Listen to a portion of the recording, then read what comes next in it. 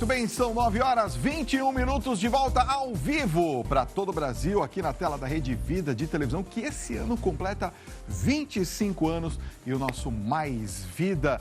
Aliás, por falar em 25 anos, quero chamar a atenção de vocês. Amanhã estreia o novo programa do Padre Marcelo Rossi aqui na tela da Rede Vida. Você não pode perder, 2h da tarde.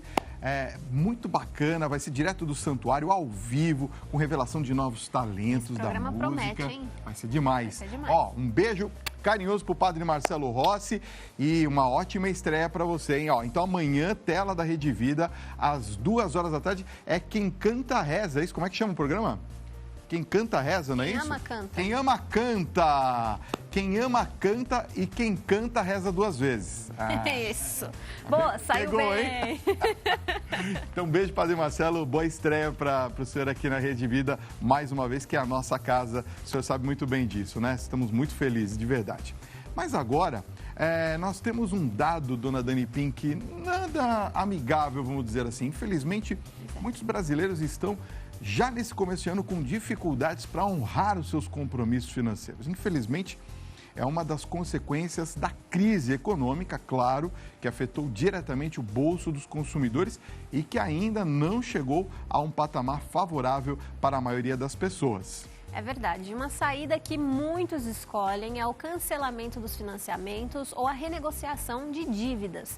E eu pergunto para você aí de casa, você realmente sabe como renegociar suas dívidas e como cancelar os financiamentos sem que tudo se torne aquela bola de neve gigante?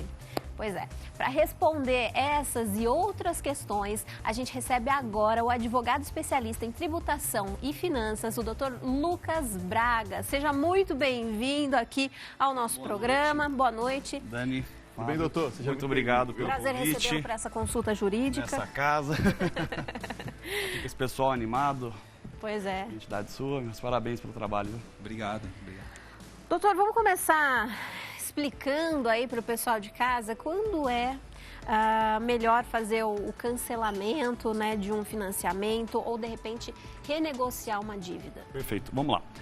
Quando se trata de dívidas, o ponto crucial é um tema extremamente complexo, é um tema que demanda uma atenção muito clara, muito profunda, portanto, não dá para tratar de uma maneira genérica. Inicialmente, tem que verificar qual que é a origem da dívida, tá? Se ela é um financiamento imobiliário, bancário, ou é um título, ou indo para a esfera judicial, se é uma pensão alimentícia. Então, a direção, conforme o título, conforme a origem do crédito. Isso tem uma variação muito grande de qual a conduta que a população deve seguir conforme essa origem, a origem da dívida em si. E a partir daí, a gente presume que a orientação básica é que sempre procura-se o credor. Essa orientação, eu acho que isso tem mudado ao longo dos anos. Antigamente tinha uma questão muito clara de hipossuficiência do cidadão comum. Nossa, mas como que eu vou conseguir conversar junto à instituição financeira? E hoje é uma situação já superada. As instituições hoje têm departamentos preparados para isso, preparados para receber. Então, a orientação é basicamente essa. Inicialmente, identificar qual que é a origem da dívida e, consequentemente, contato com o credor. Agora, doutor, a gente já ouviu de tudo, né? Eu, por exemplo, já ouvi especialistas de instituições ou aquelas pessoas que lidam com finanças, claro, dizer o seguinte: olha, pare de pagar a pessoa que você deve ou a instituição que você deve. Pare de pagar e reestruture a sua vida financeira. Então, pergunto, a pessoa que opta por isso, que às vezes ouve esse tipo de conselho, certo, o que acontece quando a pessoa para de pagar uma dívida, por exemplo, para uma instituição? Essa orientação é básica, é direcionada para instituições financeiras. O que acontece? No Brasil não existe uma fixação, não existe um teto para a questão dos juros. Pode ter juros sem pagar. Não, existe juros abusivos? Não, calma lá. É que não existe algo fixo. Tem que ser 1% ao mês para todos. Não, existe uma negociação, uma livre negociação de mercado. A gente vai chegar depois numa segunda etapa aqui dos juros abusivos, tá? Mas, em regra, as instituições têm esse poder. tá? De negociar. Então, o que acontece? Esse caso específico do congelamento do pagamento é um caso muito comum no Brasil, é o pagamento do cartão de crédito no mínimo.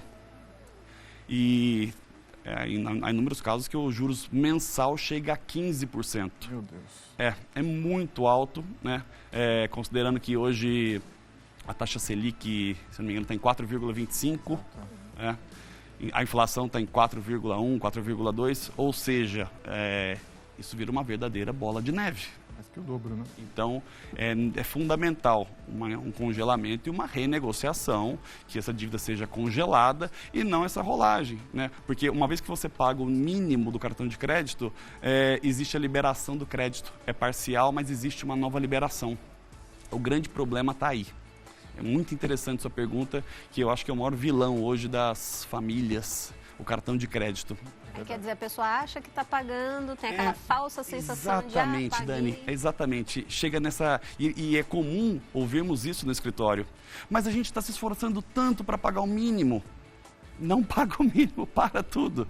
Para tudo. Como eu procurei iniciar o nosso bate-papo aqui hoje falando dessa questão da capacidade do cliente, do consumidor final, ele buscar o credor para buscar uma renegociação, essa questão do estudo financeiro. Agora, a renegociação é um direito do consumidor ou a instituição ela pode falar, não, eu não vou renegociar a sua dívida? Hoje, em regra, as instituições têm departamentos preparados para receber a população e conversar sobre o crédito, explicar a sua capacidade econômica e muitas vezes até alterar os juros. Complementando a pergunta da Dani, mesmo que a pessoa estiver no devedor, que ela é devedora da instituição. Sim. Por sinal, até é um foco. Geralmente, quando nesses casos mais graves, que existe todo um programa de parcelamento, alguma coisa específica. E as instituições enviam semanalmente, mensalmente, cartas com propostas, com parcelamento. Então, antes de procurar um advogado, procurar um colega da área para chegar numa situação mais avançada, a nossa orientação, eu acho que é sempre buscar o credor. Mas a gente tem uma falsa sensação, eu fiz essa pergunta complementando a da Dani a respeito de quem está na situação de devedor, certo? Porque me parece que a gente tem a falsa sensação também de que quando a gente vai renegociar, a gente está pior do que a instituição. Então a gente não consegue renegociar de uma maneira plausível e a gente aceita qualquer situação. Ou seja, vamos supor, vamos pegar a sua dívida, aplicar uns juros que a pessoa não sabe e vamos parcelar isso em 12 vezes, vai dar 12 de X. A pessoa fala, eu consigo pagar, eu acho que consigo pagar isso. E ela vai e topa. Qual é o poder de negociação, por exemplo, de uma pessoa nessa condição e quais benefícios, por exemplo, uma pessoa nessa condição consegue com uma instituição? Excelente pergunta. Os devedores, em regra, eles têm poder de fazer propostas. Certo. Nem sempre elas são aceitas pelas instituições, mas ele tem o direito de formalizar uma proposta. Eu acho que isso é muito válido, passar isso para a população, que é possível você mostrar a sua situação financeira. E, em regra, aconteceu alguma fatalidade. Algum incidente, seja um desemprego, uma doença na família ou alguma situação extraordinária que chegou nesse contexto final de inadimplência, até de negativação de nomes, junto aos cadastros de crédito.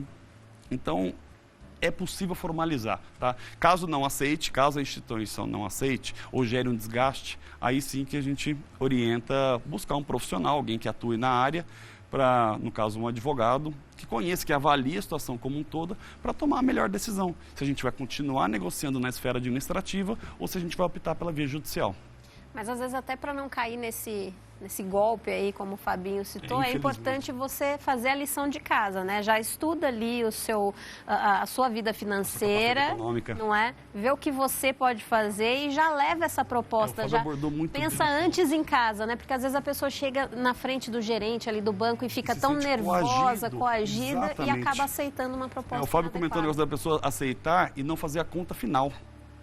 Eu acho que foi muito bem colocado. Sabe o que acontece? Eu falo porque já aconteceu comigo. De você sentar com o gerente e falar, mas eu não tenho condição de fazer esse tipo de negócio. Entendi. E o gerente fala, não, mas essa é a única maneira que você tem para realizar. Aí você fala, eu não vou ficar devendo. Aí você topa. E você topa. Mas você topa da maneira errada. Por isso que eu estou perguntando quais as vantagens de se renegociar. Se é possível a gente falar de frente com o gerente da mesma maneira. Da mesma maneira, e um ponto importantíssimo, não é obrigatório, não existe nada expresso em lei que, olha, você tem que assinar isso hoje, viu, Dani? Agora. A proposta é agora, nas próximas 24 horas. Os bancos adoram fazer esse tipo de tem uma pressão. Exercer essa pressão de... essa proposta é válida por 5 dias. E a gente nem lê as letras miúdas. Você fica desesperado, e quando você olha aquela parcela, muitas vezes é um caso de desemprego, um caso batido, é desemprego por um período, gera-se uma dívida como resultado final, depois a pessoa consegue um emprego. Opa, agora eu tenho uma certa capacidade econômica. E ele se compromete mensalmente de uma maneira muito absurda. E não faz essa conta final.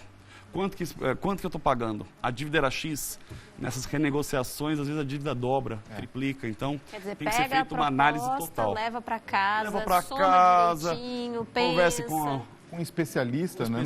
Eu acho que... Conversa com a esposa. Faz tudo certinho. A esposa conversa com o marido, né? Com certeza. É sempre bom ter uma outra opinião, porque às vezes você não está com a ideia tão clara ali do que está acontecendo, né? Então, ouvir uma outra opinião é muito importante. É legal a gente ficar nessa mescla entre capacitar o cliente final para ele buscar a instituição financeira e, ao mesmo tempo, qualquer momento que ele se sentir coagido, que ele se sentir pressionado, que ele busque um profissional, alguém que possa representá-lo, alguém que possa orientá-lo e definir o que é melhor, fazendo contas. Agora, além desses erros que a gente citou aqui, quais os erros mais comuns que as pessoas cometem na hora de renegociar as dívidas? Eu acho que é a questão ela só pensa a curto prazo, a curtíssimo prazo. Foi aquele exemplo da coação que o Fábio mencionou. Esse acho que é o maior erro. Porque ele faz uma renegociação ótima por 48 meses. Será que estaremos empregados nos próximos 48 meses? Então aquela velha frase que eu disse agora há pouco, vira uma bola de neve. Aí o gerente fala, mas 48 meses passa tão rápido. É tão rápido. Só assina aqui. Exatamente isso. Só assina aqui. Só passa tão rápido. Posso dar uma outra situação que claro. É o seguinte, a pessoa tem um tempo certo para fazer a renegociação. Por que eu estou perguntando isso? Porque você às vezes deixa aquela dívida ir lá para a casa do chapéu, certo. Estoura tudo o tempo, aí você negativa o nome, você não consegue comprar mais nada, perde cartão de crédito, perde tudo. Aí passou lá 2, 3 anos, você recebe uma cartinha do banco linda, com a logomarca lá da instituição, dizendo assim, olha, a sua dívida que era R$3.000, vem aqui, pague 500, resolve o problema. Mas por que não falou isso lá atrás, que já resolvia, não chegava nesse ponto? Aí tem um monte de instituições, eles vendem essas carteiras, ficam ligando incansavelmente para sua casa, é um negócio terrível. Por quê? Existe uma maneira, ou vamos dizer assim, existe um tempo certo para fazer essa renegociação, doutor? Não há um tempo exato. Eu acho que é isso que vocês estão procurando. Não há um tempo exato de... feche... É aquela velha pressão. Assine nessas próximas 24 horas. Não é esse o ponto. É importante verificar a médio prazo, longo prazo e entender o contexto. Mas por que não vem, então, essa cartinha logo nos primeiros meses? Você mencionou muito bem. Ele vende para terceiros. Aquele título ele é vendido. Então, a empresa, geralmente, que compra esses títulos, nossa, a cobrança deles... beira o insuportável. Agora, não existe uma questão Eles exercem uma pressão, desculpa interromper, eles exercem uma pressão muito forte. É verdade. SMS, ligações, e é extremamente constrangedor, inclusive. É verdade. Você fica desconfortável e quer se livrar disso, acaba pagando. Agora, não existe também a questão da dívida sumir. Agora fugiu a palavra. Tá vendo? Prescrição. A prescrição. Isso. Muito 5 anos. 5 anos. 5 anos. Quer dizer, às vezes eles esperam o 6º ano para mandar a cartinha para os... Muitas vezes. Inclusive, infelizmente, no nosso país, o número de golpes, de fraudes, é altíssimo. Altíssimo. Então, é muito comum com clientes que a gente já tem um certo vínculo, um certo relacionamento. Aí eles não mandam por e-mail, mandam por WhatsApp, no teu final de semana, doutor, eu recebi essa carta. É um título de 92, eu pago. É muito comum. E com proposta dessa maneira, tua dívida estava em 30 mil, que geralmente é uma dívida que a pessoa não pagou, ou seja, é uma indução ao erro. É verdade, esse título aqui existe, só que já foi prescrito. A cobrança uma já outra é situação ineficaz. também? Agora eu abri a porteira. Abriu a caixa de ferramentas. Né? Quer ver uma outra situação? Pois não. Você tem um limite no banco de R$600. Perfeito. Aí você vai lá, saca 100, 200, sei lá, alguma coisa que você precisa para pagar uma conta, por exemplo, do cartão de crédito. Olha lá, vamos pegar aqui por Certo. esse lado. Primeiro eu quero saber se é bom fazer isso, pegar, por exemplo, um dinheiro de um limite especial para pagar o cartão de crédito. Não o mínimo, pagar total, vamos Quer supor. dizer, fazer uma dívida para Pagar outra dívida, você entendeu, Dani? Agora, porque veja só, quando você faz isso, se você não consegue também repor o dinheiro lá no banco, aquela dívida que o seu limite autorizado pelo banco é de 600, por exemplo, você está lá com uns 15 mil devendo para o banco. Você fala, ué, mas como que vocês me cobram 15 mil Exatamente. se o banco só me autorizou a ter 600 de limite? Quer dizer, não existe uma coerência Então, nessa é uma situação. total incoerência. Eu posso fazer isso, pegar um dinheiro de um limite especial para pagar um cartão de Ou crédito? às vezes fazer um empréstimo, né? Um empréstimo? Pra, de repente Poder pagar uma outra dívida. pode, deve, jamais. Jamais. Nunca? Jamais. Nunca, em hipótese alguma. Porque é uma rolagem da dívida. Quer dizer, você só está aumentando a Só sua tá dívida. aumentando, entendeu? E geralmente, os exemplos são sensacionais aqui hoje. Essa questão do cheque especial. O cheque especial é o exemplo clássico. Os juros do cheque especial é altíssimo. Então, Ninguém você vê, né? tira do cheque especial para pagar um título, só que, não, o cheque especial ali vai entrar o salário daqui 15 dias. Só que geralmente é 15%, 10%, isso aí oscila conforme o perfil do cliente, logicamente. Mas tem caso de 15% ao mês. Agora, pela lei, ele pode ir além do limite que ele tem, por exemplo, 600, que eu dei aqui um exemplo, pode chegar a 10, 15 Pode, mil porque reais? são coisas distintas. O cheque especial é um empréstimo pré-aprovado que a Dani pode ir lá e sacar sem qualquer anuência. A outra questão é uma dívida. São coisas distintas. Entendi. Vamos imaginar que a Complicado, dívida né? chegou em 30 mil. Um exemplo, dentro desse contexto. A dívida de 30 mil, você não consegue ir lá e sacar os 30 mil. Você consegue sacar os 600. Então, mas A dívida a pode- minha pergunta pode é pelo extrapolar seguinte, o vamos supor, o banco não sabe que eu não tenho condições de pagar 15 mil de dívida? Porque é isso que eu estou falando. Se o limite é 600, Lógico. como que eu posso ter 15 mil de dívida? Entende o que eu quero dizer? Voltar para a origem do negócio. O banco vende dinheiro.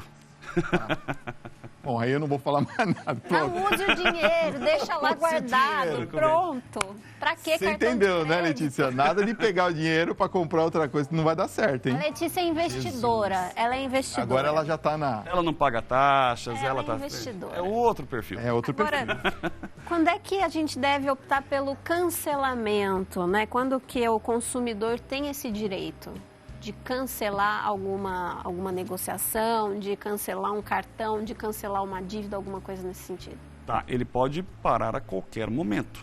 A qualquer momento pode existir um congelamento, tá? Eu tive o cuidado de começar a nossa conversa falando da origem da dívida. Essa é a questão é um universo muito amplo, tá? Isso tem que ser avaliado pontualmente conforme a origem do débito. Por exemplo, você tem uma loja e me mandou um boleto. Não vai ter variação. Eu te devo aquela quantia X específica. É totalmente diferente no caso de uma instituição financeira, então tem que ser avaliado pontualmente, tá? Por isso que a gente sempre procura oferecer os nossos serviços nesse ponto. Procure um profissional, alguém que seja da área, que consiga verificar caso a caso. É muito difícil passar uma projeção genérica, totalmente abstrata. Tem que ser avaliada pontualmente.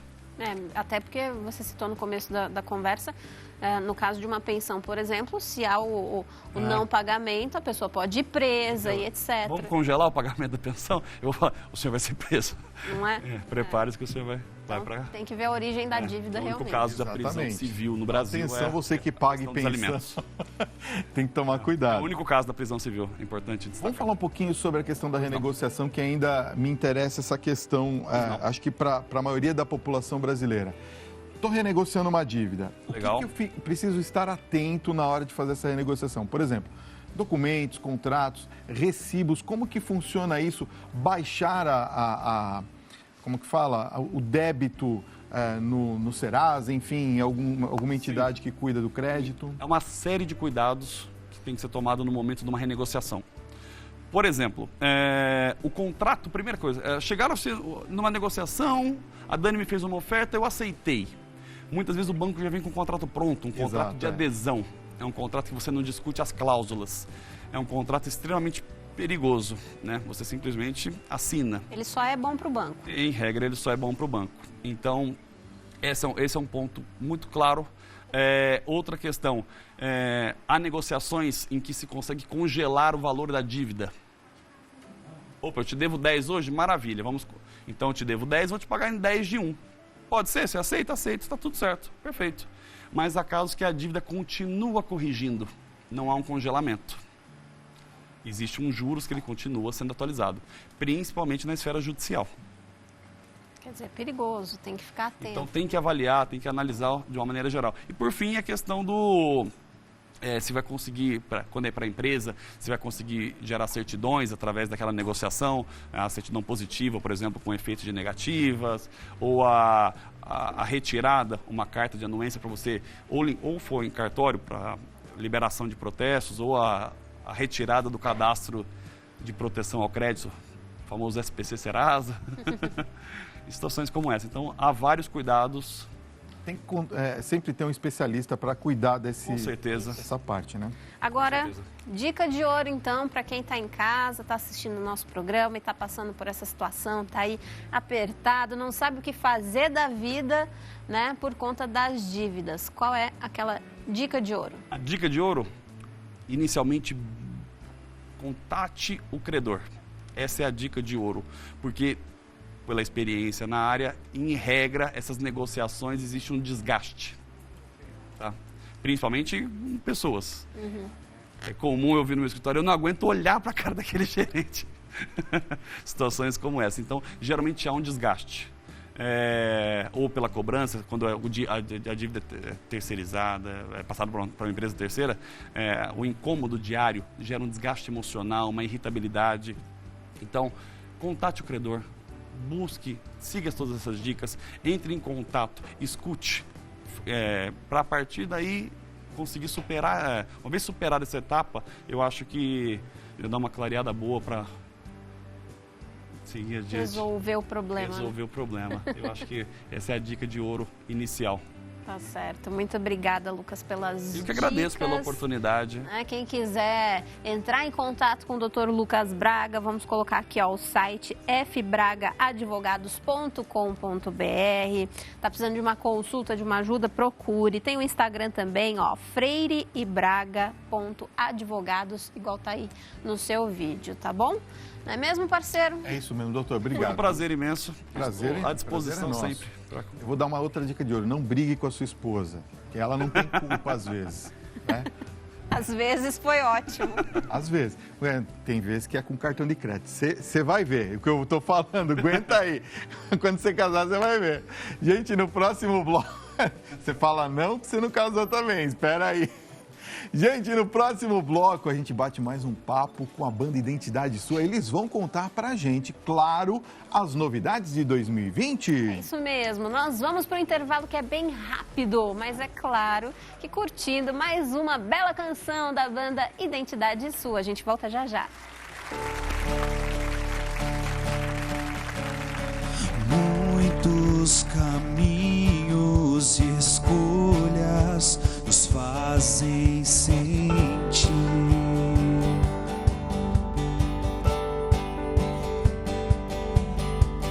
vários motivos nos fazem prosseguir,